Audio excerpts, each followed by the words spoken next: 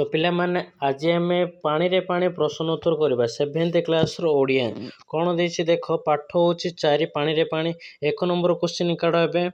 तो पिलाने देखो हेडिंग देछि पाठ्यर देछि मु जहा बुझिली क नंबर कोन लिखा अछि देखो निम्नलिखित प्रश्न गुडी कर यथार्थ उत्तर पाखरे तार स्टार चिन्ह दिए लिखोछि देखो 1 नंबर क्वेश्चन कोन लिखा अछि एबे। तो पिला माने देखो 1 नंबर क्वेश्चन कोन लिखा अछि अमर जल भंडार निम्नलिखित मध्य केउथिरे समृद्ध होइथाए। ऑप्शन देछि कोन नलकूप सुखी जिबा द्वारा ना पानी बरसिबा द्वारा, ग नंबर देछि पोखरी और ह्रद द्वारा ना घ नंबर देछि बन्या आसीबा द्वारा। आर ठीक उत्तर हबो तो पिला माने ठीक उत्तर होछि पानी बरसिबा द्वारा ख नंबरटा सेडे कोन करिबो जे स्टार चिन्ह दबो।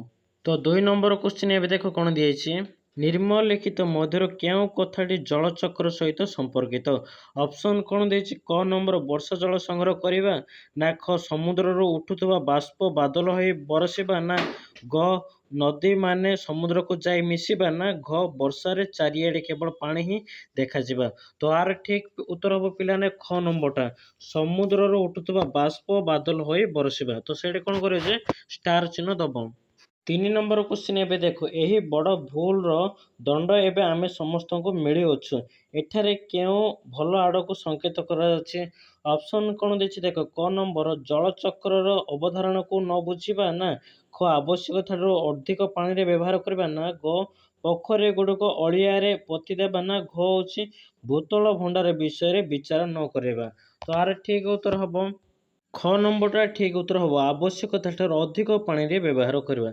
तो सेडे कोन करे जे स्टार चिन्ह ठीक चिन्ह मारिबो। तो पिलाने एबे नेक्स्ट पेज कार्ड देखो कोन दिएछि पिलाने देखो हेडिंग कोन दिएछि आसो मेल करबा दिएछि देखो कोन लिखेछि पाठ रे थिबा किछि शब्द बा उक्त को बाछि क स्तंभ रे दिए जाइछि ओ एहार अर्थ ख स्तंभ रे दिए जाइछि तुमे दल रे एही विषय रे आलोचना कर ओ गार टाणी मिलाओ। तो पिलाने देखो एटा क स्तंभ देछि क स्तंभ रे 1 नंबर कोन लिखेछि वर्षा जल संग्रह, ख स्तंभ रे कोन लिखेछि माटी तळे लिचिथिबा जल भंडार। तो एटा गार टाणीबो देखो केमिति कहि दोछि। तो पिला माने देखो क स्तंभ रे 1 नंबर कोन लिखेछि वर्षा जल संग्रह तो ख स्तंभ रे सेडा कोडा टाणी जे ए कोडा ख स्तंभ दुइटा टाणीबो कोन वर्षा जल को प्राकृतिक अथवा कृत्रिम रूप रे मानविक प्रयास रे पृथ्वी रे संग्रह करबा। तो एकान रे क स्तंभ रे कोडा ख स्तंभ रे दुइटा गार टाणीबो। एबे देखो 2 नंबर कोन लिखेछि क स्तंभ रे जल संकट लिखाइछि तो ख स्तंभ रे कोडा गार टाणीबो जे सेडा 3 नंबरटा गार टाणीबो जल रो परिमाण कम जिबा। तापर देखो क स्तंभ रे कोन लिखाइछि जलचक्र लिखाइछि ख स्तंभ रे कोडा गार टाणीबो जे 4 नंबरटा गार टाणीबो समुद्र रो उठुथबा बाष्प बादल होई पानी रे बदली जिबा ओ वर्षा द्वारा पूर्ण समुद्र रे मिसिबा। तो सेडा गार टाणीबो। तापर देखो क स्तंभ रे कोन लिखाइछि भूजल लिखाइछि भूतल सेडा हबो भूजल लिखाइछि ख स्तंभ रे सेडा कोडा गार टाणीबो जे 1 नंबरटा माटी तळे लिचुथबा जल भंडार। तो पिलाने सेडो ख क स्तंभ 4 नंबरटा ख स्तंभटा 1 नंबरटा गार टाणीबो। पिलाने एमिति गार टाणीबो। एबे देखो नेक्स्ट हेडिंग कोन दिएछि तो पिलाने देखो नेक्स्ट हेडिंग दिएछि गद्यांश रो आलोचना कोन लिखाइछि देखो एही पाठर बाछि करी केतेक वाक्य निर्मरे दिए जाइछि एहाको मन दे पढ़ ओ निजर सहपाठी सहित आलोचना कर। तो पिलाने देखो केते दे दिछि 4टा दिछि कोन जे पानी आसीबा तो समय रे तार देश रे केतेक अंचल रे तो दुर्भस भଳି अवस्था सृष्टि हेलानी किछि दिन पई सब किछि अटकी जाए तार दुर्भस ओ बन्या गोटिए मुद्रा रे दुईटी पार्श्व अटे। तो पिलाने प्रथम वाक्यटा कोन दिछि पानी आसीबा तो समय रे तो आर केमिति देखो लिखिबो उत्तर आलोचना करिरी। तो प्रथमे लिखिबे यह प्राकृतिक अनियमता बा जलवायु परिवर्तन को दर्शाए। आलोचना जेतेबेले चाष कार्य पाई पानी रो आवश्यकता थाए जेपरिक खरा दिने बा ठीक समय रे मौसमी न आसिले सेतेबेले वर्षा हुए नाही किंतु असमय रे बा बिना आवश्यकता रे प्रबल वर्षा होई फसल नष्ट करिदिए। तो पिलाने एमिति पानी आसीबो तो असमय रे एमिति लिखिबो। एबे देखो नेक्स्ट कोन दिएछि ता तळो क्वेश्चन नेक्स्ट क्वेश्चन लिखाइछि देशर केतेक अंचल रे तो दुर्भस भଳି अवस्था सृष्टि हेलाणी। तो आर भी लिखिबो उत्तर। तो उत्तर लिखिबो पिलाने अर्थ देश रे केतेक स्थान रे खाद्य और जलर प्रबल अभाव देखा देबा विषय रे कह जाइछि। आलोचना दीर्घ समय धरि वर्षा न हेबा कारणरो मरुडी पड़े यह द्वारा चाष होई पारे नाही एवं लोके माने खाइबा को न पाई दुर्भस और अनाहार स्थिति रे सम्मुखीन होती। तो एमिति लिखिबो। एबे नेक्स्ट देखो क्वेश्चन तो नेक्स्ट क्वेश्चन कौन दिए किछि दिन ପାଇଁ ସବୁକିଛି ଅଟକିଯାଏ। तो आर भी उत्तर लिखिब। तो 3 नंबर उत्तर लिखिब किछि दिन ପାଇଁ ସବୁକିଛି ଅଟକିଯାଏ। अर्थ କୌଣସି ପ୍ରାକୃତିକ ବିପର୍ଯ୍ୟୟ ଆସିଲେ ସାଧାରଣ ଜୀବନଯାତ୍ରା ସମ୍ପୂର୍ଣ୍ଣ ବ୍ୟାହତ ହୁଏ। ଆଲୋଚନା ବନ୍ୟା ବାତ୍ୟା କିମ୍ବା ମରୁଡ଼ି ଭଳି ବଡ଼ ବିପତ୍ତି ସମୟରେ ଯାତାୟାତ ସ୍କୁଲ କଲେଜ ବ୍ୟବସାୟ ଏବଂ ଦୈନନ୍ଦିନ ଆମ କିଛି ଦିନ ପାଇଁ ସମ୍ପୂର୍ଣ୍ଣ ବନ୍ଦ ହୋଇଯାଏ। ଲୋକେ ନିଜ ଜୀବନ ବଞ୍ଚାଇବା ପାଇଁ ସଂଘର୍ଷ କରନ୍ତି। ତ ଏମିତି ଲେଖିବ। ଏବେ ନେକ୍ସଟ କ୍ୱେଶ୍ଚିନ୍ ଦେଖ କ'ଣ ଲେଖା ହେଇଛି। ନେକ୍ସଟ କ୍ୱେଶ୍ଚିନ୍ ଲେଖା ହେଇଛି ଦୁର୍ଭିକ୍ଷ ଓ ବନ୍ୟା ଗୋଟିଏ ମୁଦ୍ରାରେ ଦୁଇଟି ପାର୍ଶ୍ୱ ଅଟେ। ତ ଆର ବି ଉତ୍ତର ଲେଖିବ। ତ ଉତ୍ତର ଲେଖିବ ଅର୍ଥ ବନ୍ୟା ଓ ଦୁର୍ଭିକ୍ଷ ପରସ୍ପର ସହ ଜଡ଼ିତ ଏବଂ ଉଭୟ ହିଁ ବିନାଶକାରୀ। ଆଲୋଚନା ମୁଦ୍ରାରେ ଦୁଇଟି ପାଖ ଥିବା ଭଳି ଏହି ଦୁଇଟି ବିପର୍ଯ୍ୟୟର ଚେହେରା ଅଲଗା ହେଲେ ମଧ୍ୟ ପରିଣାମ ସମାନ।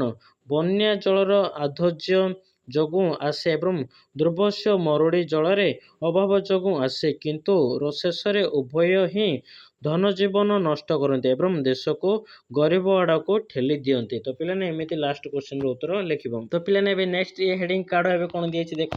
ତ ନେକ୍ସଟ ହେଡ଼ିଂ ଦିଆଯାଇଛି ଆସ ଚିନ୍ତା କରିବା। କ'ଣ ଲେଖା ହେଇଛି ଦେଖ। ଲେଖାଟିକୁ ଆଉ ଥରେ ପଢ଼ ଏବଂ ଓ ନିମ୍ନଲିଖିତ ବିଷୟରେ ଉତ୍ତର ଖୋଜି ଲେଖ। ଦେଖ କ ନମ୍ବର କ'ଣ ଲେଖା ହେଇଛି କ୍ୱେଶ୍ଚିନ୍। ପାଠରେ ଦୁଇ ପୃଥିବୀକୁ ବିରାଟ ବଡ଼ ସରା ଘଡ଼ି ବୋଲି କାହିଁକି କୁହାଯାଇଛି। ତ ଆର ଉତ୍ତର ଲେଖିବ କ ନମ୍ବର। ତ ପିଲାମାନେ କ ନମ୍ବର ଉତ୍ତର ଲେଖିବ ପୃଥିବୀରେ ଥିବା ଜଳ ବିଭିନ୍ନ ଉତ୍ସରୁ ବାଷ୍ପୀଭୂତ ହୋଇ ଉପରକୁ ଯାଏ ଏବଂ ପୁଣି ଥରେ ବର୍ଷା ଆକାରରେ ଧରିତ୍ରୀକୁ ଫେରିଆସେ। ଜଳର ଏହି ଚକ୍ରାକାର ଗତି ବା ଆବର୍ତ୍ତନ ଏକ ବଡ଼ ପାତ୍ର ବା ସରା ଭଳି ନିରନ୍ତର ଚାଲିଥାଏ। ସେଥିପାଇଁ ପାଠରେ ପୃଥିବୀକୁ ଏକ ବିରାଟ ବଡ଼ ସରାଗଡ଼ି ବୋଲି କୁହାଯାଇଛି। ତ ପିଲାମାନେ କ ନମ୍ବର ଉତ୍ତର ଏମିତି ଲେଖିବ। ଖ ନମ୍ବର ଏବେ ଦେଖ କ୍ୱେଶ୍ଚିନ୍। ଦେଖ ଖ ନମ୍ବର କ୍ୱେଶ୍ଚିନ୍ କ'ଣ ଦିଆଯାଇଛି। କେଉଁ ଧାରାରେ ଜଳଚକ୍ର ପୂର୍ଣ୍ଣ ରୂପେ ନିଏ। ତ ଖ ନମ୍ବର ଉତ୍ତର ଲେଖିବ।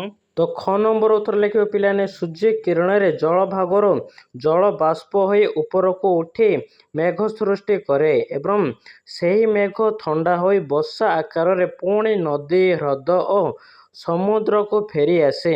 ଏହି ସାମଗ୍ରିକ ଜଳଚକ୍ର ପ୍ରକ୍ରିୟା ଦ୍ୱାରା ଜଳଚକ୍ର ପୂର୍ଣ୍ଣ ରୂପେ ନିଏ। ତ ପିଲାମାନେ ଖ ନମ୍ବର ଉତ୍ତର ଏମିତି ଲେଖିବ। କେଉଁ ଧାରାରେ ଜଳଚକ୍ର ପୂର୍ଣ୍ଣ ରୂପ ନିଏ ଏମିତି ଲେଖିବ। ଏବେ ଗ ନମ୍ବର ଦେଖ କ୍ୱେଶ୍ଚିନ୍ କ'ଣ ଦେଇଛି। ଗ ନମ୍ବର କ୍ୱେଶ୍ଚିନ୍ ଦେଖ ଯଦି ସବୁ ନଈ ହ୍ରଦ ଓ ପୋଖରୀ ଶୁଖିଯାଏ ତେବେ କ'ଣ ହେବ। ତ ଉତ୍ତର ଲେଖିବ ଗ ନମ୍ବର। ତ ପିଲାମାନେ ଗ ନମ୍ବର ଉତ୍ତର ଲେଖିବ ଯଦି ସବୁ ନଦୀ ହ୍ରଦ ଓ ପୋଖରୀ ଶୁଖିଯାଏ ତେବେ ସୃଷ୍ଟିରେ ଜଳାଭାବ ଦେଖାଦେବ। ପିଇବା ପାଇଁ ମିଳିବ ନାହିଁ, ଚାଷ କାର୍ଯ୍ୟ ବନ୍ଦ ହୋଇଯିବ ଏବଂ ଜଳ ବିନା ସମଗ୍ର ଜୀବଜଗତ ଉଦ୍ଭିଦ ଓ ପ୍ରାଣୀ ଧ୍ୱଂସ ହୋଇଯିବ। ତ ପିଲାମାନେ ଗ ନମ୍ବର ଉତ୍ତର ଏମିତି ଲେଖିବ। ଘ ନମ୍ବର ଏବେ ଦେଖ କ୍ୱେଶ୍ଚିନ୍। ତ ଦେଖ ଘ ନମ୍ବର କ୍ୱେଶ୍ଚିନ୍ କ'ଣ ଦିଆଯାଇଛି। ପାଠରେ ପାଣିକୁ ଟଙ୍କା ଠାରୁ ଅଧିକ ମୂଲ୍ୟବାନ କାହିଁକି କୁହାଯାଇଛି। ତ ଆର ଉତ୍ତର ଲେଖିବା ଘ ନମ୍ବର। ତ ଘ ନମ୍ବର ଉତ୍ତର ଲେଖିବ ଟଙ୍କା ପଇସା ଦ୍ୱାରା ମଣିଷ ସବୁ ସୁଖ ସୁବିଧା କିଣିପାରିବ କିନ୍ତୁ ଜୀବନ ବଞ୍ଚାଇ ପାରିବ ନାହିଁ। ଜଳ ହିଁ ଜୀବନ ଏବଂ ଏହାର କୌଣସି ବିକଳ୍ପ ନାହିଁ। ତେଣୁ ଜୀବନ ରକ୍ଷା କରିବାର ପାଣିରେ ଅପରିହାର୍ଯ୍ୟତା ଯୋଗୁଁ ଏହାକୁ ଟଙ୍କାରୁ ଅଧିକ ମୂଲ୍ୟବାନ କୁହାଯାଇଛି। ତ ଏମିତି ଘ ନମ୍ବର ଉତ୍ତର ଲେଖିବ। ପିଲାମାନେ ସରିଲା। ଏବେ ନେକ୍ସଟ ପେଜ କାଢ଼। ଦେଖ ହେଡ଼ିଂ କ'ଣ ଦିଆଯାଇଛି। ତ ପିଲାମାନେ ଦେଖ ନେକ୍ସଟ ପେଜରେ ହେଡ଼ିଂ କ'ଣ ଦିଆଯାଇଛି। ଶୀର୍ଷକ ଦେଇଛି। କ ନମ୍ବର କ'ଣ ଲେଖାଯାଇଛି ଦେଖ। ଏହି ପାଠର ଶୀର୍ଷକ ପାଣିରେ ପାଣି ଦିଆଯାଇଛି। ଗଠନ ନାମ ଏମିତି କାହିଁକି ଦିଆଯାଇଛି। ନିକଟ ନିଜର ସହପାଠୀମାନଙ୍କ ସହିତ ଆଲୋଚନା କରି ଲେଖ। ନିଜ ଉତ୍ତରରେ କାରଣ ମଧ୍ୟ ଲେଖ। ତ ପିଲାମାନେ କ ନମ୍ବର ଉତ୍ତର ଲେଖିବ। ତ ପ୍ରଥମେ କ ନମ୍ବର ଉତ୍ତର ଲେଖିଦେବ। ଏହି ପାଠରେ ଜଳର ବିଭିନ୍ନ ଅବସ୍ଥା ଜଳଚକ୍ର କିମ୍ବା ବର୍ଷା ଜଳରେ ପୁନର୍ବ୍ୟବହାର ବିଷୟରେ ବର୍ଣ୍ଣନା କରାଯାଇଛି। ଆକାଶରୁ ବର୍ଷା ଜଳ ପଡ଼ି ପୁଣି ନଦୀ ପୋଖରୀ ବା ମାଟିରେ ପାଣି ସହ ମିଶି ଯାଇଥିବାରୁ ଏବଂ ଜଳର ଅସରନ୍ତି ପ୍ରକ୍ରିୟାକୁ ବୁଝାଇଥିବାରୁ ଏହାର ନାମ ପାଣିର ପାଣି ରଖାଯାଇଛି। କାରଣ ଲେଖିବ ଚିତ୍ରରେ ଦିଆଯାଇଥିବା ଯେ ମଧ୍ୟ ପାଣିରୁ ଏକ ଛତା ସାହାଯ୍ୟରେ ଟାଙ୍କିରେ ସଂଗ୍ରହ କରାଯାଇଛି। ବର୍ଷା ଜଳ ମଧ୍ୟ ପାଣିର ଏକ ରୂପ ଏବଂ ତାହାକୁ ଆଉ ଏକ ପାଣି ରଖାଯାଇଥିବା ପାତ୍ର ବା ଟାଙ୍କିରେ ମିଶା ଯାଇଥିବା, ତେଣୁ ଏହି ନାମକରଣ ସାର୍ଥକ ଲେଖାଇଛି। ପିଲାମାନେ ସେ ସାର୍ଥକଟା କାଟି ଶୀର୍ଷକ ଅଟେ ହେଲେ ତମେ ଲେଖିବ। ତ ପିଲାମାନେ ଏମିତି ଉତ୍ତର କ ନମ୍ବର ଲେଖିବ। ଏବେ ଖ ନମ୍ବର ଦେଖ କ୍ୱେଶ୍ଚିନ୍ କ'ଣ ଦେଇଛି। ତ ଖ ନମ୍ବର କ୍ୱେଶ୍ଚିନ୍ ଦେଇଛି, ତୁମେ ଏହି ପାଠଟିର ଆଉ କେଉଁ ନାମ ଦେବାକୁ ଚାହୁଁଛ କାରଣ ସହ ଲେଖ। ତ ଖ ନମ୍ବର ଉତ୍ତର ଲେଖିବ। ଖ ନମ୍ବର ଲେଖିବ କ'ଣ ଯେ ବର୍ଷା ଜଳ ସଂରକ୍ଷଣ, କାରଣ ଚିତ୍ରରେ ବର୍ଷା ପାଣିକୁ ନଷ୍ଟ ନ କରି ସୁନ୍ଦର ଭାବେ ସାଉତି ରଖାଯାଉଥିବା ଦର୍ଶାଯାଇଛି, ଯାହା ଜଳ ସଂରକ୍ଷଣର ବାର୍ତ୍ତା ନିଏ। ତ ପିଲାମାନେ ଖ ନମ୍ବର ଉତ୍ତର ଏମିତି ଲେଖିବ। ଏବେ ଦେଖ ନେକ୍ସଟ ହେଡିଂ କ'ଣ ଦିଆଯାଇଛି। ତ ପିଲାମାନେ ଦେଖ ନେକ୍ସଟ ହେଡିଂ କ'ଣ ଦିଆଯାଇଛି ଯେ ଶବ୍ଦର ପ୍ରୟୋଗ ଲେଖାଇଛି କଥା ଉପରେ ବଳ ଦେବା। ଦେଖ କ'ଣ ଲେଖାଇଛି, ଆମର ଏହି ପୃଥିବୀ ମଧ୍ୟ ଏହିପରି ଏକ ସରାଘାଡ଼ି ଅଟେ। ଆମର ଏହି ପୃଥିବୀ ଏହିପରି ଏକ ସରାଘାଡ଼ି ଅଟେ। ତ ପିଲାମାନେ ଦେଖ ଦୁଇଟା ବାକ୍ୟ କରି ଲେଖାଇଛି। କ ନମ୍ବର ଏବେ ଦେଖ କ'ଣ ଲେଖାଇଛି, ଏହି ଦୁଇଟି ବାକ୍ୟକୁ ମନ ଦେଇ ପଢ଼। ଦ୍ୱିତୀୟ ବାକ୍ୟରେ କେଉଁ ପଦ ଶବ୍ଦଟିକୁ ଉଠାଇ ଦିଆଯାଇଛି, ଏହି ଶବ୍ଦକୁ ଉଠାଇ ଦେଲା ଫଳରେ ବାକ୍ୟର ଅର୍ଥ କି ପାର୍ଥକ୍ୟ ଆସୁଛି ତାହା ଲେଖ। ତ ପିଲାମାନେ କ ନମ୍ବର ଉତ୍ତର ଲେଖିବ। ସେ ଯେଉଁ ଦୁଇଟା ଉପରେ ଯେଉଁ ବାକ୍ୟ ଦେଇନି ସେ ବାକ୍ୟ ନେଇ ଉତ୍ତର ଲେଖିବ କ ନମ୍ବର। ଦେଖ ମୁଁ କହିଦେଉଛି କେମିତି ଲେଖିବ କ ନମ୍ବର ଉତ୍ତର। ତ ପ୍ରଥମ ବାକ୍ୟରେ କ'ଣ ଦେଇଛି ପିଲାମାନେ, ଆମର ଏହି ପୃଥିବୀ ମଧ୍ୟ ଏହିପରି ଏକ ସରାଖାରଖାନା ଅଟେ। ତ ମଧ୍ୟଟା ଉଠାଇ ଦେବ। ଦେଖ କେଉଁ ଶବ୍ଦଟିକୁ ଉଠାଇ ଦିଆଯାଇଛି, ମଧ୍ୟ ଶବ୍ଦଟା ଉଠାଯାଇଛି ଦ୍ୱିତୀୟ ବାକ୍ୟରେ। ଦେଖ କେମିତି ଲେଖିବ ତଳକୁ ଆଉ ଥରେ। ତ ତଳକୁ ଲେଖିବ କ'ଣ ଯେ ପ୍ରଥମ ବାକ୍ୟରେ ମଧ୍ୟ ଶବ୍ଦଟି ବ୍ୟବହାର ହେବା ଦ୍ୱାରା ବାକ୍ୟର ଥିବା କଥା ବା ଭାବ ଉପରେ ବିଶେଷ ବଳ। ଦେଖ ପଡ଼ୁଛି, ଏହାର ଅର୍ଥ ଅନ୍ୟ ଜିନିଷ ଭଳି ପୃଥିବୀ ମଧ୍ୟ ଯେପରି ଏକ ସରାଇଖାନା। ତାପରେ ଦ୍ୱିତୀୟ ବାକ୍ୟରୁ ମଧ୍ୟ ଏକ ଉଠାଯାଇଥିବା ଫଳରେ ଏହା ଏକ ସାଧାରଣ ବାକ୍ୟ ହୋଇଯାଇଛି ଏବଂ କଥା ଉପରେ ପଡ଼ୁଥିବା ସେହି ସ୍ୱତନ୍ତ୍ରକୁ ବଳ ବା ଗୁରୁତ୍ୱ କମିଯାଇଛି। ତ ଏମିତି ଲେଖିବ।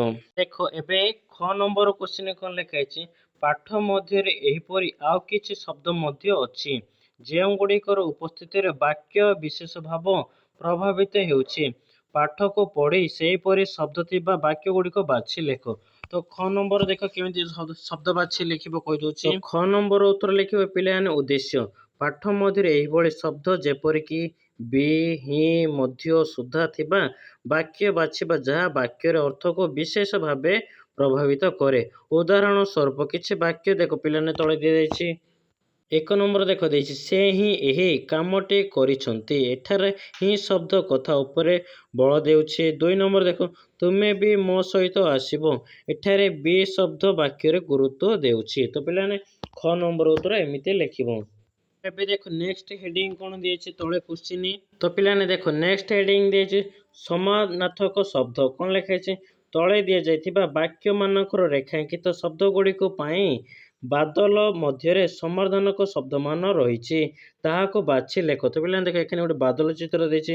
ବାଦଲ ଚିତ୍ର ଭିତରେ ରବି, ମେଘ, ଭାସ୍କର ଏ ଆଉ ସବୁ ଗୋଟେ ସବୁ ଶବ୍ଦ ଲେଖାଇଛି। ଏବେ ଦେଖ କ ନମ୍ବର କ୍ୱେଶ୍ଚିନ୍ କ'ଣ ଲେଖାଇଛି, ସୂର୍ଯ୍ୟଙ୍କର କିରଣ ପଡ଼ିଲେ ଫୁଲମାନେ ହସି ଉଠନ୍ତି। ତ ଗୋଟେ ଶବ୍ଦ ଆଣି ଲେଖିବ। ତ ଦେଖ ଉତ୍ତର କେମିତି ଲେଖିବ କହିଦେଉଛି କ ନମ୍ବର।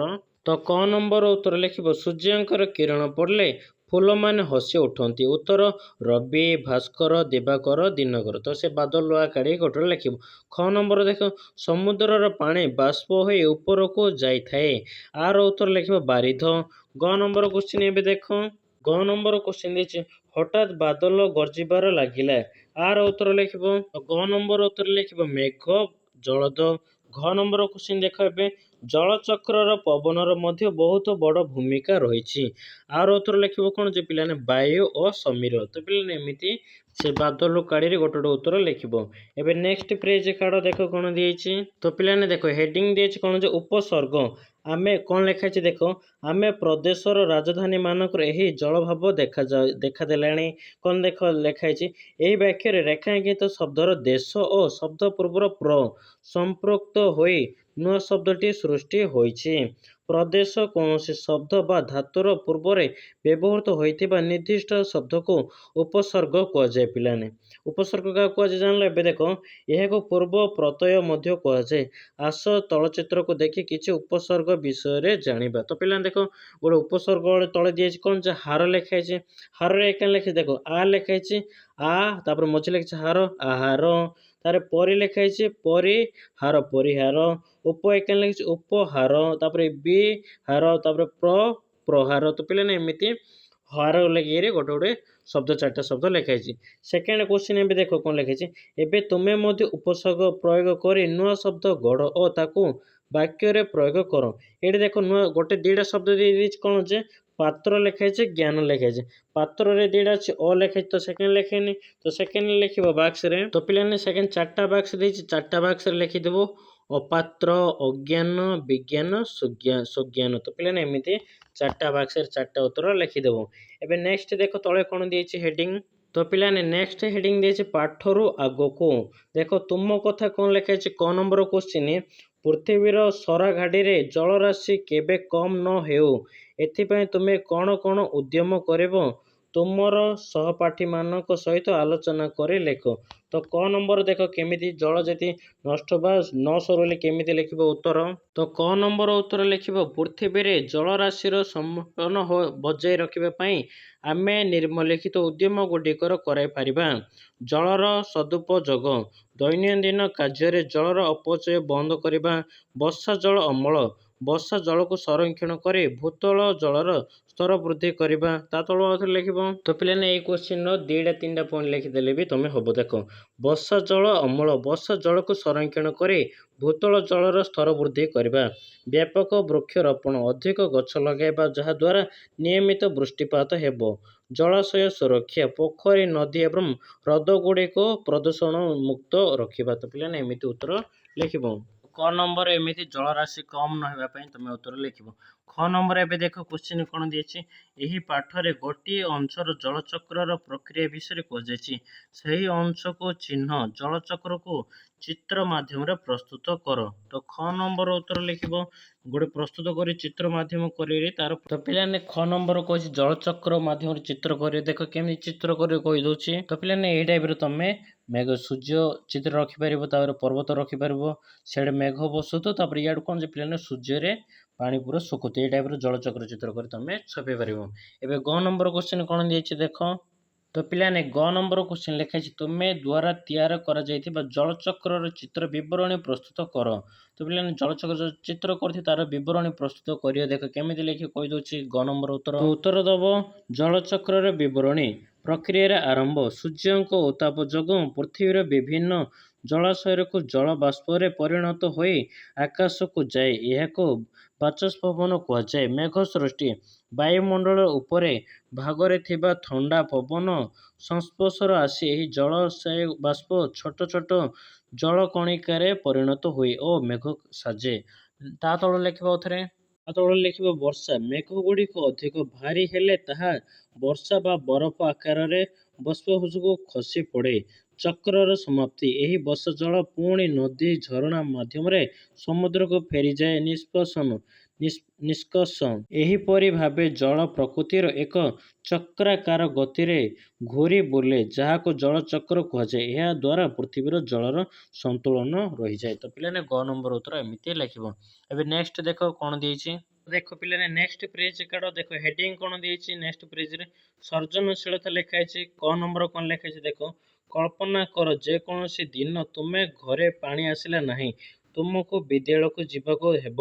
ତୁମ ଘର ପାଖରେ ଗୋଟିଏ ସର୍ବସାଧାରଣ ନଳକୂଅ ଅଛି। ତୁମେ ଗରାବାଲ୍ଟି ଧରି ସେଠାରେ ପହଞ୍ଚୁଛ, ଆଉ ଠିକ୍ ସେହି ସମୟରେ ତୁମର ପଡ଼ୋଶୀ ମଧ୍ୟ ପାଣି ନେବା ପାଇଁ ପହଞ୍ଚି ଯାଇଛନ୍ତି। ତୁମେ ଦୁହେଁ ନିଜ ନିଜର ବାଲ୍ଟି ପ୍ରଥମେ ଦୂର କରିବାକୁ ଚାହୁଁଛ।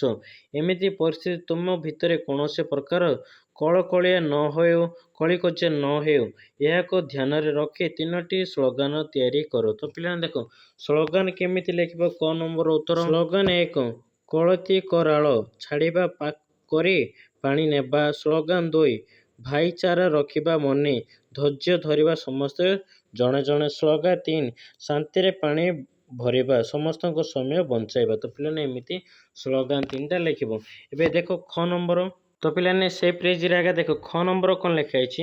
ସୂର୍ଯ୍ୟ, ସମୁଦ୍ର, ବାଦଲ, ପବନ, ପୃଥିବୀ, ବର୍ଷାର ଜଳ ବିନ୍ଦୁ, ବହି ଯାଉଥିବା ଏକ ନଦୀ ଓ ତାର କୂଳରେ ଗଢ଼ି ଉଠିଥିବା ଆମର ଘର ବା ଗାଁ ସହର ଏହି ବାକ୍ୟକୁ ପଢ଼ି ତୁମେ ମନରେ ଯେଉଁ ଭାବନା ଜାଗି ଉଠିଛି ତାକୁ ନେଇ ଚିତ୍ର ଆଙ୍କ ଓ ସେଥିରେ ରଙ୍ଗ ଦିଅ। ପିଲାମାନେ ତମେ ଏଇଟା କ'ଣ କରିଛ, ଜଳ, ମେଘ, ବାଦଲ, ସମୁଦ୍ର ନେଇ ସୂର୍ଯ୍ୟ କରିକି ପିଲାମାନେ ତମ ମନରୁ ଯେଉଁ ଗୋଟେ ଚିତ୍ର ଆସୁଛି ତାର ଗୋଟେ ଚିତ୍ର କରିବ।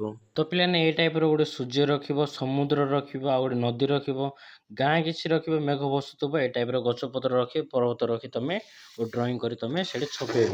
ଏବେ ନେକ୍ସଟ ପେଜ ଦେଖ। ତ ହେଡ଼ିଂ ଦେଇଛି ପିଲାମାନେ ପାଣିରେ ପାଣି। ତଳେ ଆମେ ପ୍ରତିଦିନ କରୁଥିବା କାମର ଚିତ୍ର ରହିଛି। ସେହି ଚିତ୍ର ବିଷୟରେ ଆଲୋଚନା କର। ପୃଥିବୀରେ ପାଣିର ସଙ୍କଟକୁ କମ୍ କରିବାର ଯେଉଁ ଗୁଡ଼ିକ ସହାୟକ ହେବ ସେହି ଚିତ୍ର ଗୁଡ଼ିକ ଉପରେ ଆଲୋଚନା କର। ତ ପିଲାମାନେ ଆମେ ଏଠି ଦେଖ 9ଟା ଚିତ୍ର ଦେଇଛି। 9ଟା ଚିତ୍ର ଆମର କେଉଁଟା ପିଲାମାନେ? ତ ପିଲାମାନେ ଦେଖ, ପ୍ରଥମ ଚିତ୍ର ସହାୟକ ହେବ, ଗାଧେଉଛୁ ଆମେ, ତାପରେ ଗଛରେ ପାଣି ଦେଉଛୁ, ତାପରେ ୱାଟର ପିଲାମାନେ କାଢୁଛୁ ବାଲ୍ଟିରେ, ତ ସେଇଟା ହେବନି, ଭିତରେ ତାର କ'ଣ ଗୋଟେ ଅଛି। ତାପରେ ଦେଖ ମାଟି ଖୋଳୁଛ ପାଣି ରଖିବା ପାଇଁ, ତାପରେ ଦାନ୍ତ ଘଷିଲା ବେଳେ ପିଲାମାନେ ଦେଖ ଜଳ ପୁରା ଖାଲିରେ ନଷ୍ଟ ହେଉଛି, ସେଇଟା ହେବନି ସହାୟକ। ତାପରେ ଏଇଟା ଦେଖ ମଟର ଦ୍ୱାରା ପାଣି କାଢୁଛୁ, ସେଇଟା ସହାୟକ, ନଷ୍ଟ ହେଉଛି ତଳେ ପଡ଼ିକିରି। ତାପରେ ତଳ ଚିତ୍ର କ'ଣ ଦେଇଛି, ମାଟି ଗଛରେ ପୋତା ହେଉଛି, ସେଇଟା ସହାୟକ ହେବ। ତାପରେ ଦେଖ ସ୍କୁଟିଟା ଗୋଟେ ଗାଧୋଉଛି, ସେଇଟା ଗାଧୋଇ ସାରିଲା ପରେ ତା ପାଣି ତଳେ ପଡ଼ୁଛି। ତାପରେ ଏଇଟା ଦେଖ ଗୋଟେ ଘର ଗୋଟେ ପାଣି ବା କ'ଣ ଗୋଟେ ଅଛି। ତ ପିଲାମାନେ ଏଇ ଚିତ୍ରରେ ଯୋଉଟା ଯୋଉଟା ସହାୟକ ହେଉଛି ସେଇଟା ତମେ କ'ଣ କରିବ ଯେ ଠିକ୍ ଚିହ୍ନ ମାରିବ ବା ନମ୍ବର ଚିହ୍ନ ତମେ ଦେଇପାରିବ। ଏବେ ଦେଖ ନେକ୍ସଟ ତଳେ କ'ଣ ଲେଖା ହେଇଛି ହେଡ଼ିଂ। ତ ପିଲାମାନେ ଦେଖ ହେଡ଼ିଂ ଲେଖା ହେଇଛି କ'ଣ, ଯେ ସମସ୍ତଙ୍କ ପାଇଁ ପାଣି। ସମସ୍ତଙ୍କୁ ନିଜର ଆବଶ୍ୟକତା ଅନୁସାରେ ପର୍ଯ୍ୟାପ୍ତ ପାଣି କେମିତି ମିଳିବ, ଏହି ବିଷୟରେ ଏକ ଆଲୋଚନା ଚକ୍ରର ଆୟୋଜନ କର। ଏହି ଆଲୋଚନା ଚକ୍ରର ମୁଖ୍ୟ ବିନ୍ଦୁକୁ ଆଧାର କରି ବିବରଣୀ ପ୍ରସ୍ତୁତ କର। ତ ପିଲାମାନେ ଏଇ କ୍ୱେଶ୍ଚିନ୍ ଦେଖ ଉତ୍ତର କେମିତି ଲେଖିବ ମୁଁ କହିଦେଉଛି। ପ୍ରସ୍ତୁତ କରି ବିବରଣୀ ଆଲୋକ ଚକ୍ର ବିଷୟରେ। ତ ପିଲାମାନେ ଆର ଉତ୍ତର ଲେଖିବ ସମସ୍ତଙ୍କ ପାଇଁ ପର୍ଯ୍ୟାପ୍ତ ଓ ନିରାପଦ ପାଣି ପିଇବା ପାଇଁ ଆମକୁ ଜଳ ସଂରକ୍ଷଣ ଏବଂ ଏହାର ସଠିକ୍ ଉପଯୋଗ ଉପରେ ଗୁରୁତ୍ୱ ଦେବାକୁ ପଡ଼ିବ। ଏହି ବିଷୟରେ ଏକ ଆଲୋଚନା ଚକ୍ରର ମୁଖ୍ୟ ବିନ୍ଦୁ ଗୁଡ଼ିକ ନିମ୍ନରେ ଦିଆଗଲା। ଦେଖ ଜଳ ସଂରକ୍ଷଣ, ବର୍ଷା ଜଳ ଅମଳ କରିବା ଏବଂ ପୋଖରୀ ଓ କୂଅ ଗୁଡ଼ିକୁ ପୁନରୁଦ୍ଧାର କରିବା ଦରକାର। ତାପରେ ଜଳର ଅପଚୟ ରୋକିବା, ତା ତଳୁ ଲେଖିବ କ'ଣ, ଜଳର ଅପଚୟ ରୋକିବା, ଦାନ୍ତ ଘଷିବା ବେଳେ ପାଣି ନଳୀ ଖୋଲା ନ ରଖିବା ଏବଂ ଗାଡ଼ି ଧୋଇବା ପରି କାମରେ ଅଧିକ ପାଣି ନଷ୍ଟ ନ କରିବା। ପାନୀୟ ଜଳର ସୁରକ୍ଷା, ପାଣିକୁ ବିଶୁଦ୍ଧ କରି ବ୍ୟବହାର କରିବା ଏବଂ ଜଳ ସ୍ରୋତ ଗୁଡ଼ିକୁ ମଇଳା ହେବାକୁ ରକ୍ଷା କରିବା। ତ ପିଲାମାନେ ଏମିତି ତାର ସମସ୍ତଙ୍କ ପାଇଁର ଉତ୍ତର ଲେଖିବ ଆଲୋକ ଚକ୍ର ବିଷୟରେ। ଏବେ ନେକ୍ସଟ ପେଜ କାର୍ଡ କ'ଣ ଦିଆଯାଇଛି। ତ ପିଲାମାନେ ଦେଖ ନେକ୍ସଟ କ'ଣ ଦିଆଯାଇଛି, ନୀତିଦିନିଆ କାମରେ ପାଣି। କ'ଣ ଲେଖା ହେଇଛି ଦେଖ, କ ନମ୍ବର କ୍ୱେଶ୍ଚିନ୍, ତୁମ ଘରେ ଦିନକୁ ହାରାହାରି କେତେ ପାଣି ଖର୍ଚ୍ଚ ହେଉଛି, ଏହାକୁ ଜାଣିବାକୁ ତୁମେ କେବେ ଚେଷ୍ଟା କରିଛ କି? ନିଜ ଘରେ ବ୍ୟବହୃତ ହୋଇଥିବା ପାଣି ବିଷୟରେ ଏକ ତାଲିକା ପ୍ରସ୍ତୁତ କର। ଏହି ତାଲିକାକୁ ଆଧାର କରି ନିମ୍ନଲିଖିତ କଥା ଜାଣିବାକୁ ଚେଷ୍ଟା କର। ଦେଖ କ'ଣ ଲେଖା ହେଇଛି। ତ ପିଲାମାନେ କ ନମ୍ବର କ୍ୱେଶ୍ଚିନ୍ର ଉତ୍ତର ଲେଖିବ। ଆର ଉତ୍ତର ଲେଖିବ। ଉତ୍ତର ଲେଖି ସାରିଲା ପରେ ଗୋଟେ ତଳକୁ ତାଲିକା ପ୍ରସ୍ତୁତି କରିବ। ଦେଖ ଉତ୍ତର ଲେଖିବ, ହଁ ଆମେ ଘରେ ଦିନକୁ କେତେ ପାଣି ଖର୍ଚ୍ଚ ହେଉଛି ତାହା ଜାଣିବାକୁ ଚେଷ୍ଟା କରିଛି। ଆମ ଘରେ 4 ଜଣ ସଦସ୍ୟ ଅଛନ୍ତି ଏବଂ ଦିନକୁ ହାରାହାରି ପ୍ରାୟ 15-20 ବାଲ୍ଟି ପାଣି ଖର୍ଚ୍ଚ ହେଉଛି। ତ ପିଲାମାନେ ତମ ଘରେ ଯେତେ ଜଣ ଥିବ ସେତିକି ହିସାବରେ ପକାଅ। ଦେଖ ଘରେ ବ୍ୟବହୃତ ହେଉଥିବା ପାଣିର ତାଲିକା ତଳକୁ ଲେଖିବ ଗୋଟେ ସାରଣୀ କରିକିନି। କାର୍ଯ୍ୟର ନାମ ଦେବ, ହେଡ଼ିଂ ଦେବ, ତାପରେ ବ୍ୟବହୃତ ପାଣିର ପରିମାଣ ଅନୁମାନିକ। ତ ପିଲାମାନେ ଲେଖିଲ ହେଡ଼ିଂ ଦେଇକିରି। ତାପରେ କାର୍ଯ୍ୟର ନାମ ତଳୁ ଲେଖିବ ପିଇବା ଏବଂ ରୋଷେଇ କରିବା, ସେକେଣ୍ଡ ଲେଖିବ 2 ବାଲ୍ଟି, ଗାଧେଇବା ସେକେଣ୍ଡ ଲେଖିବ 6 ବାଲ୍ଟି ବା ପ୍ରତି ବ୍ୟକ୍ତି 1.5 ବାଲ୍ଟି, ଏମିତି ଲେଖିବ। ତା ତଳୁ ଅଥର ଲେଖିବ କ'ଣ, ଗାଧେଇବା ସେକେଣ୍ଡ ଲେଖିବ 6, ଏତେ ଲେଖିଲ। ତାପରେ ଶୌଚାଳୟ ବ୍ୟବହାର 4 ବାଲ୍ଟି, ସେକେଣ୍ଡ ଲେଖିବ ପୋଷାକ ସଫା କରିବା 3 ବାଲ୍ଟି, ବାସନ କୁସନ ମାଜିବା 2 ବାଲ୍ଟି ଲେଖିବ। ତା ତଳୁ ଅଥର ଲେଖିବ ପୋଷାକ ସଫା କରିବା 3 ବାଲ୍ଟି, ତାପରେ ବାସନ କୁସନ ମାଜିବା 2 ବାଲ୍ଟି, ତାପରେ ଘର ରାନ୍ଧି ପୋଛିବା ଓ ଗଛରେ ପାଣି ଦେବା 2 ବାଲ୍ଟି, ମୋଟା ପାଣି ଖର୍ଚ୍ଚ ପ୍ରାୟ 19 ବାଲ୍ଟି। ତ ପିଲାମାନେ ଏମିତି ତମ ଘରେ ଯେତିକି ବାଲ୍ଟି ଖର୍ଚ୍ଚ ହେଉଥିବ ସେମିତି ସାରଣୀରେ କରି ଲେଖିବ। ତ ପିଲାମାନେ ଦେଖ ତା ତଳୁ ଆଉ ଗୋଟେ କ୍ୱେଶ୍ଚିନ୍ କ'ଣ ଲେଖା ହେଇଛି, ଘରର କାମ ଗୋଟିଏ ଦିନରେ ପାଖାପାଖି କେତେ ପାଣି ଖର୍ଚ୍ଚ ହେଉଛି? ବାଲ୍ଟି ନା ମାଟି ନା ପରିଜଳ ନା ପରିଭାର ଅନୁପାତ୍ରକୁ ମାପପାତ୍ର ହିସାବରେ ନେଇପାର। ତ ପିଲାମାନେ ଦେଖ ଘରର କାମରେ ଗୋଟିଏ ଦିନରେ ପାଖାପାଖି କେତେ ବାଲ୍ଟି ପାଣି ଖର୍ଚ୍ଚ ହେଉଛି, ତ ଆର ଉତ୍ତର ଲେଖିବ ତମେ। ତ ତ ଉତ୍ତର ଲେଖିବ ସେଇ କ୍ୱେଶ୍ଚିନ୍ର ଘରର କାମରେ ଗୋଟିଏ ଦିନରେ ପାଖାପାଖି କେତେ ପାଣି ଖର୍ଚ୍ଚ ହେଉଛି। ଉତ୍ତର ଲେଖିବ ଘରର ସମସ୍ତ କାମ ଯଥା ରୋଷେଇ ଗାଧୋଇବା ସଫାସୁତୁରା ମିଶାଇ ଗୋଟିଏ ଦିନରେ ପାଖାପାଖି 15-20 ବାଲ୍ଟି ପ୍ରାୟ 300ରୁ 400 ଲିଟର ପାଣି ଖର୍ଚ୍ଚ ହେଉଛି। ମାପପାତ୍ର ହିସାବରେ ଆମେ ଏକ 20 ଲିଟର ବିଶିଷ୍ଟ ଘରୋଇ ବାଲ୍ଟିକୁ ବ୍ୟବହାର କରି ଏହି ହିସାବ କରିଛୁ। ତା ତଳୁ କ୍ୱେଶ୍ଚିନ୍ ଦେଖ କ'ଣ ଲେଖାଇଛି ଏବେ। ତା ତଳୁ ଦେଖ କ୍ୱେଶ୍ଚିନ୍ କ'ଣ ଲେଖାଇଛି। ନିଜର ମା ବାପା ଓ ଘରର ଅନ୍ୟ ସଦସ୍ୟ ଅଯଥା ପାଣିକୁ ନଷ୍ଟ ନ କରିବା ପାଇଁ କି ଉପାୟ ଅବଲମ୍ବନ କରିଥାନ୍ତି। ତ ଆର ଉତ୍ତର ଲେଖିବ କ'ଣ ଯେ ଉତ୍ତର ଆମ ଘରେ ସଦସ୍ୟମାନ ପାଣି ନଷ୍ଟ ନ କରିବା ପାଇଁ ନିମ୍ନଲିଖିତ ଉପାୟ ଗୁଡ଼ିକ ଆପଣାଇଥାନ୍ତି। ଟ୍ୟାପ୍ ବନ୍ଦ ରଖିବା, ଦାନ୍ତ ଘଷିବା, ହାତ ଧୋଇବା କିମ୍ବା ବାସନ ମାଜିବା ସମୟରେ ଅଯଥାରେ ଟ୍ୟାପ୍କୁ ଖୋଲା ନ ରଖି ପ୍ରୟୋଜନ ଅନୁସାରେ ବନ୍ଦ କରନ୍ତି। ତା ତଳୁ ଆଉଥରେ ନେକ୍ସଟ ଲେଖିବ। ତା ତଳୁ ଲେଖିବ କ'ଣ ବାଲ୍ଟିରେ ବ୍ୟବହାର। ଗାଧୋଇବା ସମୟରେ ସାୱାର ବଦଳରେ ବାଲ୍ଟି ଏବଂ ମଗ୍ ବ୍ୟବହାର କରନ୍ତି ଯାହାଦ୍ୱାରା କମ୍ ପାଣି ଖର୍ଚ୍ଚ ହୁଏ। ପାଣିର ପୁନର୍ବ୍ୟବହାର, ଚାଉଳ କିମ୍ବା ପନିପରିବା ଧୋଇବା ପରେ ବଳକା ଥିବା ପାଣିକୁ ନଷ୍ଟ ନ କରି ଗଛ ମୂଳରେ ଢାଳନ୍ତି। ତ ପିଲାମାନେ ଏମିତି ତାର ଗୋଟେ କରି ଉପାୟ ଲେଖିବ। ଏବେ ଦେଖ 6 ନମ୍ବର କ୍ୱେଶ୍ଚିନ୍ କ'ଣ ଦିଆଯାଇଛି ଦେଖ। ତୁମକୁ ନିଜର ଆବଶ୍ୟକତା ଅନୁସାରେ ପାଣି ମିଳୁଛି କି? ଯଦି ହଁ ତେବେ କିପରି? ଯଦି ନା କାହିଁକି? ତେବେ କାହିଁକି? ତ ଆର ଉତ୍ତର ଲେଖିବ ନାହିଁ ଆଉ ହଁ ବିଷୟରେ 6 ନମ୍ବର ଉତ୍ତର। ତ ପିଲାମାନେ ଯଦି ହଁ ତାର ଉତ୍ତର ଲେଖିବ ହଁ ଆମକୁ ଆମର ଆବଶ୍ୟକତା ଅନୁସାରେ ପାଣି ମିଳୁଛି। ଆମେ ସରକାରୀ ଜଳ ଯୋଗାଣ ପାଇପ୍ ଲାଇନ୍ ଓ ଟ୍ୟାପ୍ ମାଧ୍ୟମରେ ଦୈନିକ ନିର୍ଦ୍ଦିଷ୍ଟ ସମୟରେ ପାଣି ଆସିଥାଏ। ଏହା ବ୍ୟତୀତ ଆମ ଘରେ ଥିବା ନଳକୂପ ବା କୂଅରୁ ମଧ୍ୟ ଆମେ ଆବଶ୍ୟକତା ସମୟରେ ପାଣି ପାଇପାରୁ। ଯଦି ନାହିଁ ତା ତଳୁ ଉତ୍ତର ଲେଖିବ। ତ ପିଲାମାନେ ଏ ଦୁଇଟା ଭିତରୁ କୋଉଟା ହେଲେ ଗୋଟେ ଉତ୍ତର ତମେ ଲେଖିବ। ଯଦି ହଁ ଲେଖିବ, ଯଦି ନାହିଁ ଏ ଦୁଇଟା ଭିତରୁ କୋଉଟା ହେଲେ ଗୋଟେ ଲେଖିବ। ଯଦି ନାହିଁ ଆମକୁ ଆବଶ୍ୟକତା ଅନୁସାରେ ପର୍ଯ୍ୟାପ୍ତ ପାଣି ମିଳୁନାହିଁ। ଆମ ଅଞ୍ଚଳରେ ଜଳସ୍ତର କମି ଯାଇଥିବାରୁ କୂଅ ଓ ନଳକୂପ ଶୁଖି ଯାଉଛି ଏବଂ ସରକାରୀ ଟ୍ୟାପ୍ରେ ମଧ୍ୟ ବହୁତ କମ୍ ସମୟ ପାଇଁ ଓ କମ୍ ପରିମାଣର ପାଣି ଆସୁଛି। ତ ଏମିତି ଉତ୍ତର ଲେଖିବ। ଏବେ ନେକ୍ସଟ ଦେଖ ଗ ନମ୍ବର କ୍ୱେଶ୍ଚିନ୍ କ'ଣ ଦିଆଯାଇଛି। ଗ ନମ୍ବର କ୍ୱେଶ୍ଚିନ୍ ଦିଆଯାଇଛି ତୁମର ଘରେ ଦୈନିକ ଆବଶ୍ୟକତା ପୂରଣ ନିମିତ୍ତ ପାଣିର ସଞ୍ଚୟ କେମିତି ଓ କେଉଁ ସବୁ ପାତ୍ରରେ କରାଯାଇଥାଏ। ଆର ଉତ୍ତର ଲେଖିବ ଗ ନମ୍ବର। ତ ଗ ନମ୍ବର ଉତ୍ତର ଲେଖିବ ଆମ ଘରେ ଦୈନିକ ଆବଶ୍ୟକତା ପୂରଣ ପାଇଁ ପାଣିକୁ ବିଭିନ୍ନ ଉପାୟରେ ଓ ପାତ୍ରରେ ସଞ୍ଚୟ କରାଯାଇଥାଏ। ଘର ଛାତ ଉପର ଟାଙ୍କି ମୋଟର ସାହାଯ୍ୟରେ ପାଣିକୁ ବଡ଼ ପ୍ଲାଷ୍ଟିକ୍ ବା ସିମେଣ୍ଟ ଟାଙ୍କିରେ ଜମା କରାଯାଏ ଯାହା ବାଥରୁମ୍ ଓ ରୋଷେଇ ଘର ପାଇଁ ବ୍ୟବହାର ହୁଏ। ପିଇବା ଓ ରୋଷେଇ ପାଣି। ପିଇବା ଏବଂ ରୋଷେଇ କରିବା ପାଇଁ ପାଣିକୁ ସ୍ୱଚ୍ଛ ମାଠିଆ ଷ୍ଟିଲ୍ ଗରା ବାଲ୍ଟି କିମ୍ବା ଫିଲ୍ଟର ଜାରରେ ଘୋଡ଼ଣି ଦେଇ ରଖାଯାଏ। ଅନ୍ୟାନ୍ୟ କାର୍ଯ୍ୟ ସଫାସୁତୁରା ଓ ଗାଧୋଇବା ପାଇଁ ବଡ଼ ବାଲ୍ଟି ଏବଂ ପ୍ଲାଷ୍ଟିକ୍ ଟବ୍ର ପାଣି ସଞ୍ଚୟ କରି ରଖାଯାଏ। ତ ପିଲାମାନେ ଏମିତି ଗ ନମ୍ବର ଉତ୍ତର ଲେଖିବ। ଏବେ ନେକ୍ସଟ ହେଡ଼ିଂ ଦେଖ କ'ଣ ଦିଆଯାଇଛି। ତ ନେକ୍ସଟ ହେଡ଼ିଂ ଦିଆଯାଇଛି କ'ଣ ଯେ ସର୍ବସାଧାରଣଙ୍କ ସୁବିଧା ଉପରେ ରୂପର ଜଳ। ତଳେ ଦିଆଯାଇଥିବା ଚିତ୍ର ଗୁଡ଼ିକ ଧ୍ୟାନର ସହିତ ଦେଖ ପିଲାମାନେ। ତ ପିଲାମାନେ ପ୍ରଥମ ଚିତ୍ର କ'ଣ ହେଇଛି ଦେଖ। ପାଣି ପାଇଁ ସମସ୍ତେ କ'ଣ କରୁଛନ୍ତି ବାଲ୍ଟି କିଏ ମଗ କିଏ କ'ଣ ସବୁ ଧରିରେ ଲାଇନ୍ ଲାଗିଛନ୍ତି। ତାପରେ ସେକେଣ୍ଡ ଚିତ୍ର କ'ଣ ଦେଇଛି ଗୋଟେ ପାଇପ୍ ଗୋଟେ ଟ୍ରାକ୍ଟର ବା କିଏ ଗୋଟେ ପାଣି ଟାଙ୍କି ଆସିରେ ପାଣି ଦେଉଛି। ଥାର୍ଡ ଚିତ୍ର କ'ଣ ପିଲାମାନେ ଗୋଟେ ପୋଖରୀ ବା ନଦୀ ବନ୍ଧରୁ ପାଣି ଆଣୁଛନ୍ତି ସ୍ୱଚ୍ଛ ନେଇ। ତାପରେ ଆଉଥରେ କ'ଣ କରୁଛନ୍ତି ସେଇଟା ଗୋଟେ ଦୂର ଜାଗାରୁ କୋଉଠି ଗୋଟେ ପାଣି ଭୂଇଁରେ ଆଣୁଛନ୍ତି। ଲାଷ୍ଟଟା କ'ଣ ପିଲାମାନେ ଗୋଟେ ରେଳବାଇ ଗାଡ଼ିରେ ପାଣି ଆସୁଛି ଟାଙ୍କିରେ। ଦେଖ ତା ତଳୁ କ୍ୱେଶ୍ଚିନ୍ କ'ଣ ଲେଖା ହେଇଛି। ଏହି ଚିତ୍ର ଗୁଡ଼ିକୁ ଆଧାର କରି ଜଳଭାବ ସ୍ଥିତି ବିଷୟରେ ନିଜର ସାଙ୍ଗମାନଙ୍କ ସହିତ ଆଲୋଚନା କର ଓ ଏହାର ବିବରଣୀ ଲେଖ। ତ ଉତ୍ତର ଲେଖିବ ଲାଷ୍ଟ କ୍ୱେଶ୍ଚିନ୍ର ଲୋକଙ୍କ ଭିଡ଼ ଓ ମାଠିଆ। ଜଳ ସଂଗ୍ରହ ପାଇଁ ଲୋକମାନେ ଧାଡ଼ିରେ ମାଠିଆ ଓ ପାତ୍ର ରଖି ଅପେକ୍ଷା କରିଛନ୍ତି ଯାହା ପାନୀୟ ଜଳର ତୀବ୍ର ଅଭାବକୁ ସୂଚାଏ। ଜଳ ଟ୍ୟାଙ୍କର ଓ ରେଳଗାଡ଼ି। ଜଳ ସଙ୍କଟ ଦୂର କରିବା ପାଇଁ ସରକାରୀ ଓ ପ୍ରଶାସନିକ ସହାୟତା ଭାବେ ଟ୍ୟାଙ୍କର ଏବଂ ଜଳ ଟ୍ରେନ୍ ଜଳଭୂତ ମାଧ୍ୟମରେ ଜଳ ଯୋଗାଣ କରାଯାଇଛି। ତା ତଳୁ ହେଡ଼ିଂ ଆଉ ଗୋଟେ ଲେଖିବ। ପ୍ରାକୃତିକ ଉତ୍ସ ଓ ଶୋଷ ପରିବେଶ। ଶୁଖିଲା ପଡ଼ିଆ ଏବଂ ପୋଖରୀ ବା ନଦୀରୁ ମହିଳାମାନେ କଷ୍ଟରେ ପାଣି ସଂଗ୍ରହ କରିଛନ୍ତି। ତ ପିଲାମାନେ ଏମିତି ସେ କ୍ୱେଶ୍ଚିନ୍ର ଗୋଟେ କରି ହେଡ଼ିଂ ଲେଖିବ। ଏବେ ନେକ୍ସଟ ପେଜ୍ କାଢ଼। ତ ପିଲାମାନେ ଦେଖ ନେକ୍ସଟ ପେଜ୍ରେ ହେଡ଼ିଂ କ'ଣ ଦିଆଯାଇଛି ଯେ ପାଣି ବିନା ସବୁ ଶୂନ୍ୟ ଲେଖା ହେଇଛି। କ ନମ୍ବର କ୍ୱେଶ୍ଚିନ୍ କ'ଣ ଲେଖା ହେଇଛି ଦେଖ। ଏହି ପାଠରେ ଭୂତଳ ଜଳସ୍ତର କମ୍ ହେବାର କିଛି କାରଣ ବିଷୟରେ କୁହାଯାଇଛି ଯେମିତି ପୋଖରୀମାନଙ୍କର ଅଳିଆ ପକାଇ ପୋତି ଦେବା। ଭୂତଳ ଜଳସ୍ତର କମ୍ ହେବାର ଆଉ ସବୁ କ'ଣ କାରଣ ହୋଇପାରେ ସେ ବିଷୟରେ ଅନୁସନ୍ଧାନ କର ଓ ଶ୍ରେଣୀରେ ଆଲୋଚନା କର। ଦେଖ କ'ଣ ଲେଖା ହେଇଛି, ତଳେ ଲେଖା ହେଇଛି ଏଥିପାଇଁ ତୁମେ ନିଜର ସହପାଠୀ ଶିକ୍ଷକଙ୍କ ଓ ଘରର ସଦସ୍ୟମାନଙ୍କର ସହାୟତା ନେଇପାର।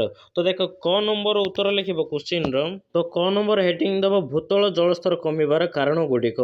ଅତ୍ୟଧିକ ଜଳ ଓ ନିଷ୍କାସନ, ଜନସଂଖ୍ୟା ବୃଦ୍ଧି ହେତୁ ବୋରୱେଲ୍ ବା ନଳକୂପ ସାହାଯ୍ୟରେ ମାଟି ତଳୁ ଅଧିକ ପରିମାଣ ପାଣି କଢ଼ାଯିବା।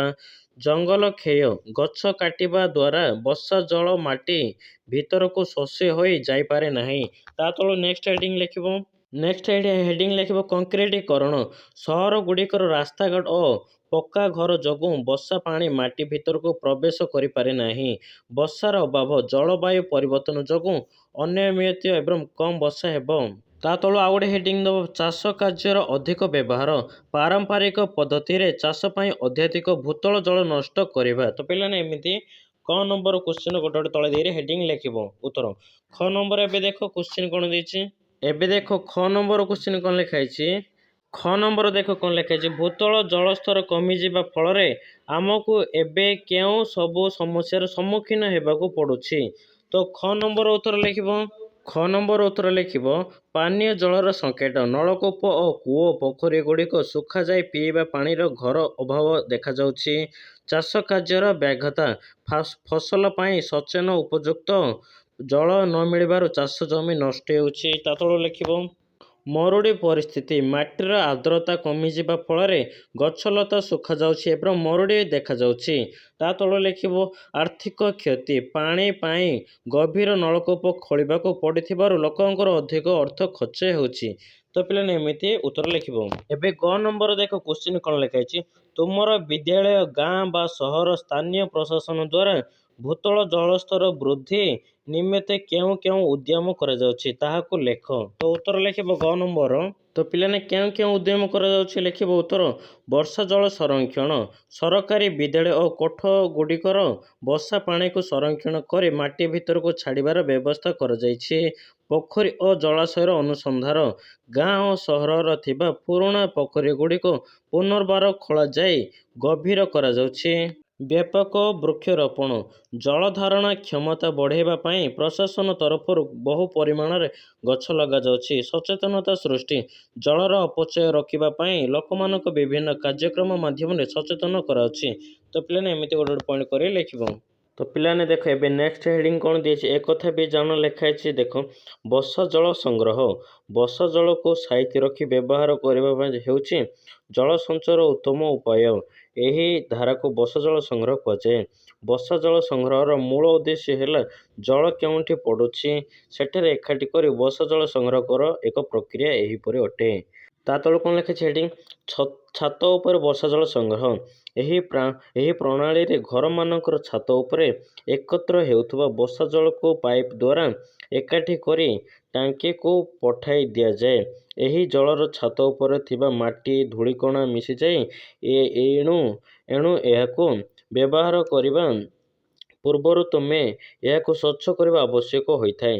ତୁମ ଘର ବା ବିଦ୍ୟାଳୟରେ ଆଖପାଖ ପଡ଼ା ବା ଗାଁରେ ଖୋଜି ଦେଖ ଯେ ସେଠାରେ ବର୍ଷା ଜଳ ସଂଗ୍ରହର କୌଣସି ଉପାୟ ଗ୍ରହଣ କରାଯାଇଛି ନା ନାହିଁ। ଯଦି ହଁ, ତେବେ କେଉଁ ପ୍ରକାର ଉପାୟ ଗ୍ରହଣ କରାଯାଇଛି। ଯଦି ନାହିଁ, ତେବେ ନିଜର ଶିକ୍ଷକଙ୍କ ପରିବାର ଲୋକଙ୍କ ସହାୟତାରେ ଏହି ବିଷୟରେ ଖବରକାଗଜ ସମ୍ପାଦକଙ୍କ ନିକଟକୁ ଏକ ପତ୍ର ଲେଖ। ତ ପିଲାମାନେ ଦେଖ ଏହି କୋଶ୍ଚିନ୍ର ପତ୍ର କେମିତି ଲେଖିବାକୁ କହିଦେଉଛି। କ'ଣ ଦେଇଛି, ସମ୍ପାଦକଙ୍କ ନିକଟକୁ ପତ୍ର ଲେଖ। ତ ପତ୍ର ଲେଖିବା ଚାଲ ଏବେ। ତ ପ୍ରଥମେ ଲେଖିବ କ'ଣ ଯେ ମାନ୍ୟବର ସମ୍ପାଦକ ମହୋଦୟ, ଖବରକାଗଜ ନାମ ଲେଖିବ, ଉଦାହରଣ ସମାଜ ବା ସମ୍ବାଦ ଲେଖିବ। ତାପରେ ଠିକଣା, ଉଦାହରଣ ଭୁବନେଶ୍ୱର ଲେଖିପାରିବା, ତମେ କେଉଁଠି ବି ଲେଖିପାରିବ ଉଦାହରଣ ଠିକଣାଟା। ବିଷୟ, ଅଞ୍ଚଳରେ ବର୍ଷା ଜଳ ସଂଗ୍ରହ ଅବସ୍ଥାରେ ଆବଶ୍ୟକତା ସମ୍ବନ୍ଧରେ ତା ତଳୁ ଲେଖିବ ତଳକୁ କ'ଣ ଯାଉଥିରେ, ମହାଶୟ, ନିବେଦନର ଅଭିପ୍ରାୟ ଏହିକି ଯେ ମୁଁ ଆପଣଙ୍କର ବହୁଳ ପ୍ରଚାରିତ ଦୈନିକ ସମ୍ବାଦପତ୍ରର ଚିଠିପତ୍ର ସ୍ତମ୍ଭ ମାଧ୍ୟମରେ ଆମ ଅଞ୍ଚଳରେ ବର୍ଷା ଜଳ ସଂଗ୍ରହର ଜରୁରୀ ଆବଶ୍ୟକତା ପ୍ରତି ସରକାରୀ କର୍ତ୍ତୃପକ୍ଷ ଓ ସର୍ବସାଧାରଣଙ୍କ ଦୃଷ୍ଟି ଆକର୍ଷଣ କରିବାକୁ ଚାହୁଁଛି। ତା ତଳୁ ଆଉ ଗୋଟେ ପାରାଗ୍ରାଫ ଲେଖିବ ଆମ ଅଞ୍ଚଳରେ ଘର, ବିଦ୍ୟାଳୟ ବା ଗ୍ରାମର ବର୍ତ୍ତମାନ ସୁଦ୍ଧା ବର୍ଷା ଜଳ ସଂଗ୍ରହ କରି କୌଣସି ଉପାୟ ବା ବ୍ୟବସ୍ଥା ଗ୍ରହଣ କରାଯାଇ ନାହିଁ।